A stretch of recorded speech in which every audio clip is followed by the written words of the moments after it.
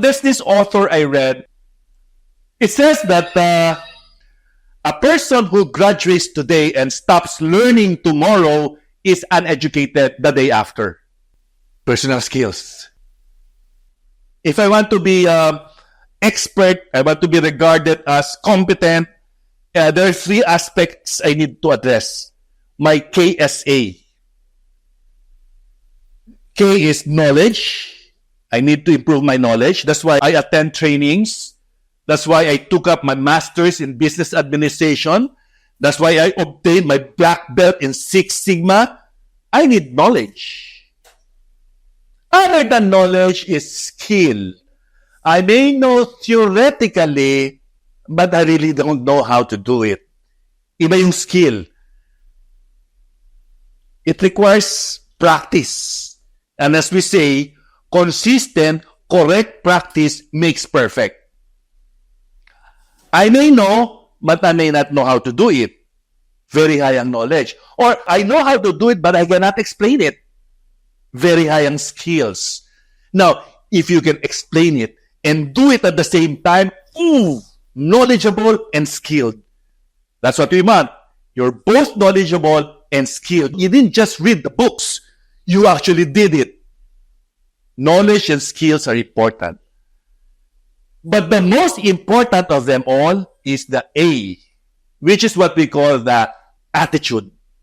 Knowledge, skills, and attitude. So I have here 6 A's of personal growth. And guess what's first? You're right. The first of the A is what we call attitude. Kasi if a person cannot do it, either you lack the knowledge, the theoretical component, or you lack practice, you lack the skills. But if it's an issue of, I won't do it, I won't. I can, but I won't. That's a problem of attitude. I'm sure you remember this. It's an old example. What are the 2 ways of describing the glass of water? You can look at it half full, and you can also look at it half empty. Either positive yung attitude mo or negative yung attitude mo. The glass of water doesn't have any meaning. It is just a glass of water. The question is, how are you looking at it? Are you looking at it half full, positively? Or are you looking at it half empty, negatively? You are the one giving meaning into the glass of water. Let me quote John Maxwell. He said, life is 10% what happens to me and 90% how I react to it. Performance and behavior follow the attitude. M. Scott Peck said, nothing in life happens by accident. Things happen for a reason.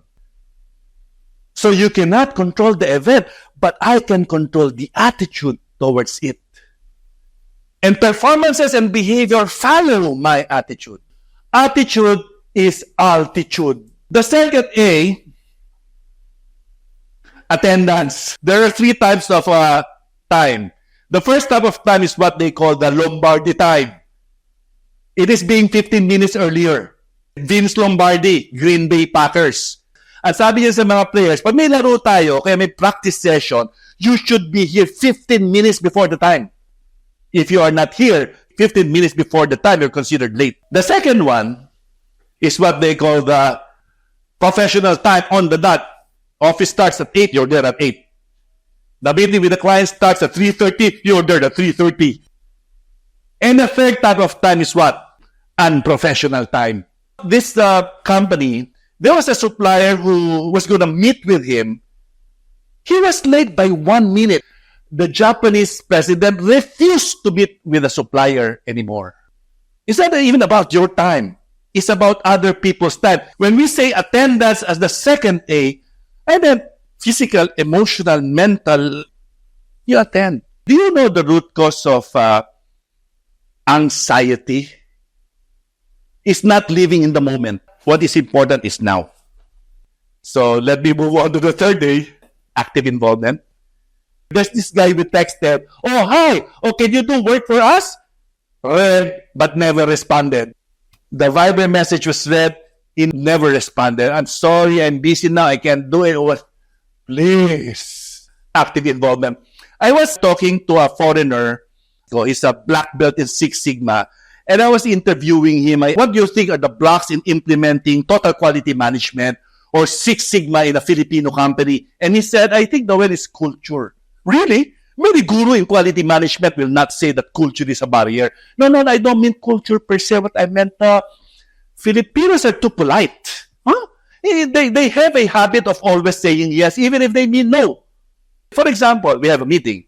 The president is not yet there. So we're talking about it and we agree with one another. Yeah, correct. That's the correct interpretation of the policy. The meeting started and the president said a different interpretation.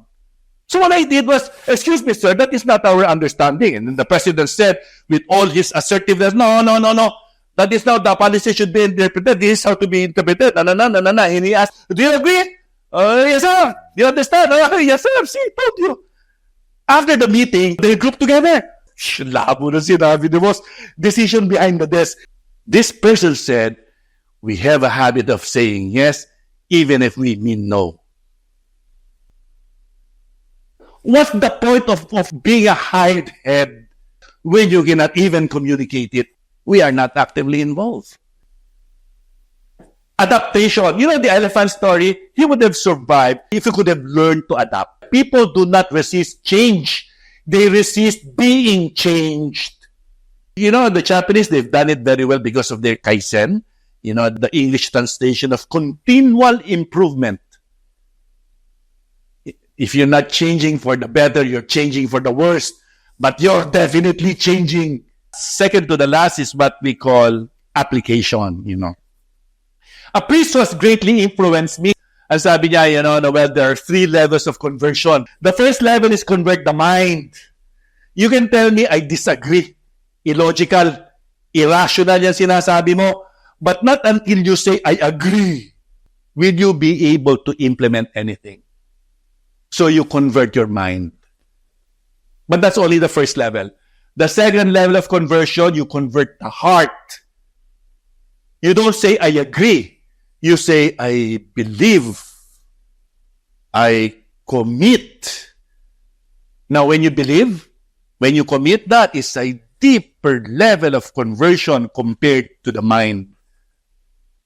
Converting the heart. But that's only the second level. The third level is convert your feet. Convert the feet.